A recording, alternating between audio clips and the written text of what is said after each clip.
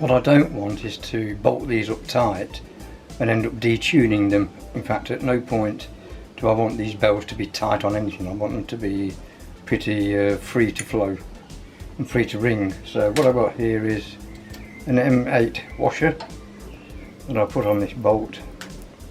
That will go in to there. I've then got an M8 spring washer that is fractionally thicker than the metal of the bell. I'm going to put that on there, and it just fits in the centre but without being too tight.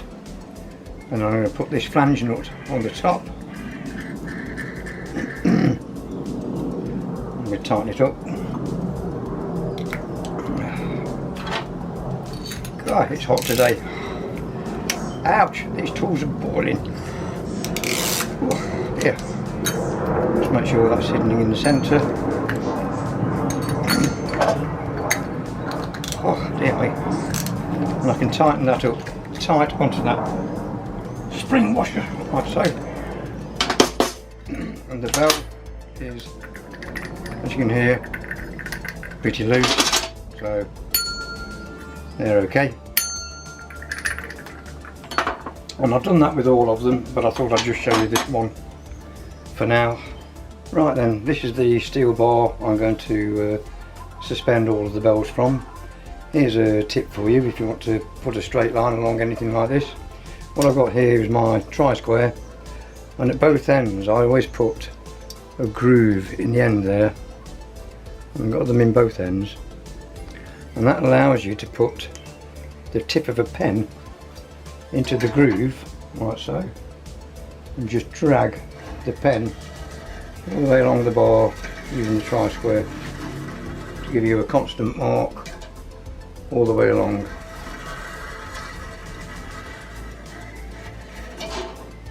There we go.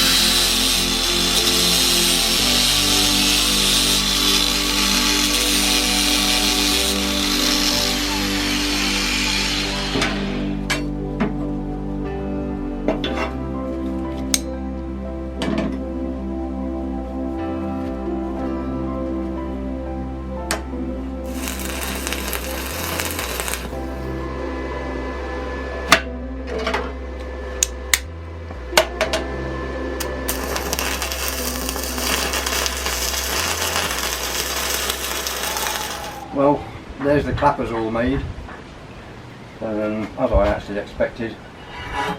They're going to sit in there. As you can see, the weight of the clappers is bending the actual threaded rod. So what I've got here is a bar I've threaded onto it, and this will be now welded to the top there to support that, to keep it horizontal. Let's stick that in, and that is going to be the clappers mounted. I'm just going to lift these two clappers out of the way for now, because obviously that bar is going to be there and I don't really want the weld spatter hitting those, so let's just block these out of the way. It's probably not going to work too well. What I need to do is to lock this bar onto the side members to keep it still. Let's just put a couple of nuts on it to hold it still.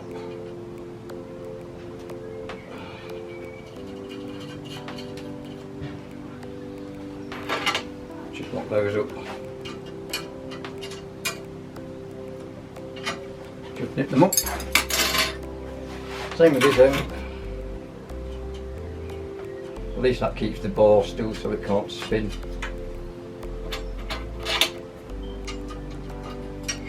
And just nip that up. So the bar is now solid, so I can push these out of the way. Just nip this one back up.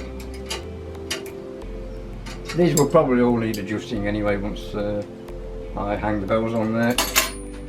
So I've got that rod there. It's not exactly perfect, but it should do. What I will do to start with is plonk a magnet on there just to keep it in place. Just hold it still while I weld one side of it, or just tack weld one side of it. This is not all that desperate, but it all helps a little bit. Right then, let's get on with it.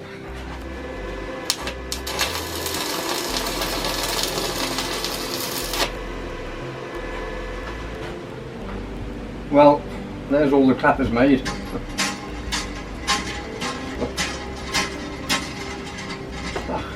All I've got to do now is mount the bells. Hopefully I've got the measurements correct. It has taken hours to thread all of these nylocks and washers onto this rod. But it's solid, and I think once it's nailed into the ground it should be okay. Right then. Bell time.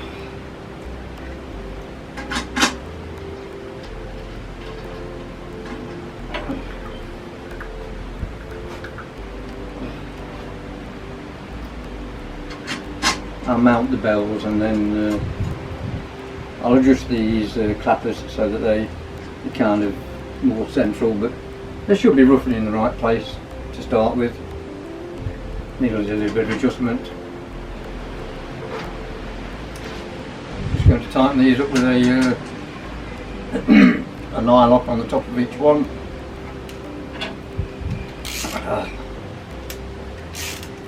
And hopefully that will be the end of it.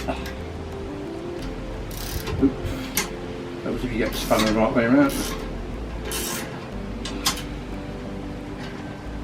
You can see they're tight, but the bells aren't. They've still got that movement on them. So although the nylocks might be tight, the belt is still loose enough to have the same note that it had in the first place. And the last one.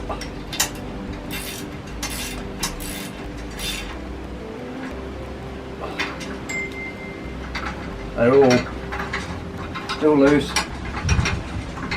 Just exactly what I wanted. Well, it's been a long time coming, and it's taken quite a bit of effort on my part to produce it, but here's my air rifle musical bell target. The idea, you shoot these clappers, they hit the bells and ring them. So that's what it sounds like.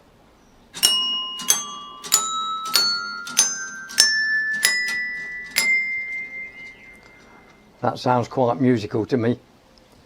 And I'm quite happy with the outcome of it. I mean, that is... it's quite an achievement for me. The next stage is to take it down the garden, stab it in the lawn, get the FX Wildcat out and have a shoot at it and see if I can make a tune. Let's see how we get on.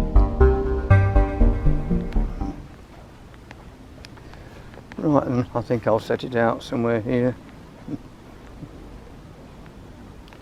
Don't worry about Damon. He'll be in the house before I start shooting. Right, this is about 20 metres away from the house. I don't know if I've got the strength to push this in or not, but... oh, have a go.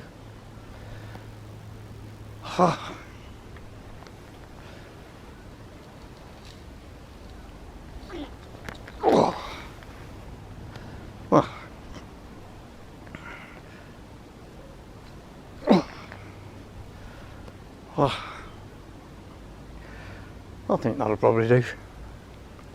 It's about 20 metres away from where I'm shooting, so let's have a go.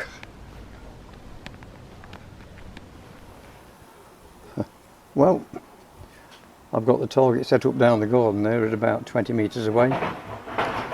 A member of the Airgun Forums, Mike Woody Watkins here, requested that I try to play Rule Britannia. This will be interesting. What I've done is printed a sheet out with the notes I need to play in the order I need to play. There are actually 21 notes to Rule Britannia's main theme. As it happens, my magazines hold 22 shots. Do you honestly think I'm going to get all of those in 21 shots? I don't think so. Anyway, I'm going to have to edit the video at the end anyway, because I'm not going to be able to shoot these at the speed of the music, so let's see how we get on. Yeah. Oh. Put a magazine in. Right then, what I'm going to do is mark off each note as I've played it, so I can put it together in the video editor later. So, here we go. First one is an E. Let's see if it actually even works.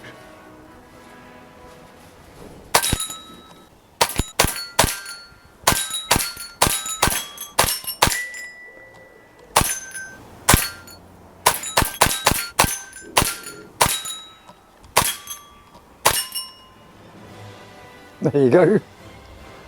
That is Rule Britannia.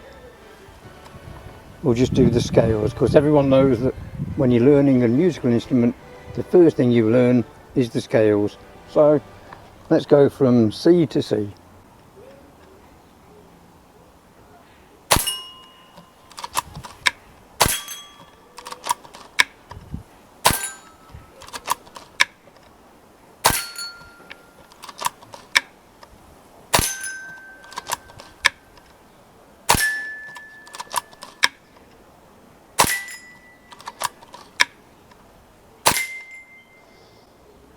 And there's the scale.